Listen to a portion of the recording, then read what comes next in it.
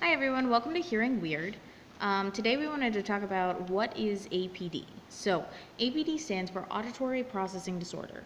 So this is a little different than hearing loss because people with APD can usually detect sounds the same as a hearing person, but the sounds can come in jumbled or distorted. Okay. So my APD shows up in two ways.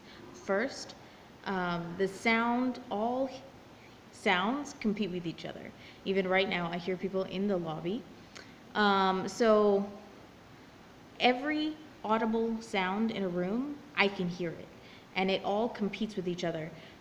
Things like a dishwasher or the AC or a car driving by, people in the lobby, whatever.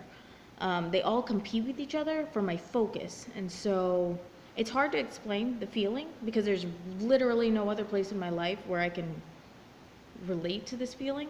I never feel it anywhere else. It's only when there's too many auditory stimuli happening.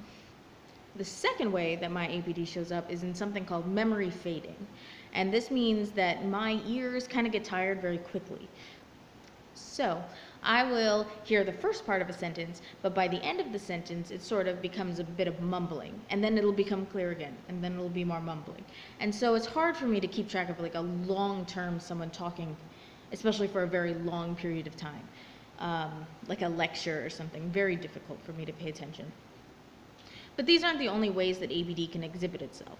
Sometimes people get their sounds jumbled in the wrong order. Something like, I've heard it described as dyslexia of the ears.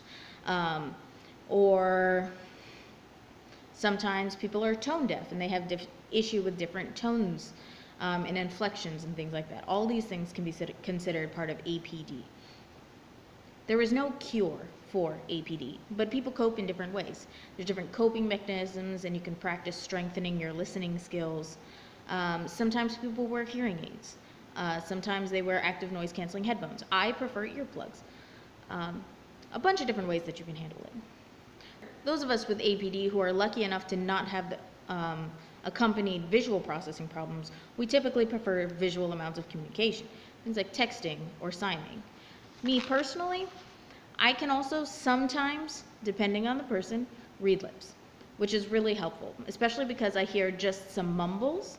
Sometimes, if I know the person well enough and can read their lips well enough, I can use the rhythm and the tone. I can help fill in those gaps by reading lips. So, APD is an auditory problem, but it's beyond the traditional just frequency decibel audiogram. So if you like this video, click subscribe down below, or like, or leave comments with your questions or future video ideas. Bye. If you want to know more about APD, I would ask about it down below.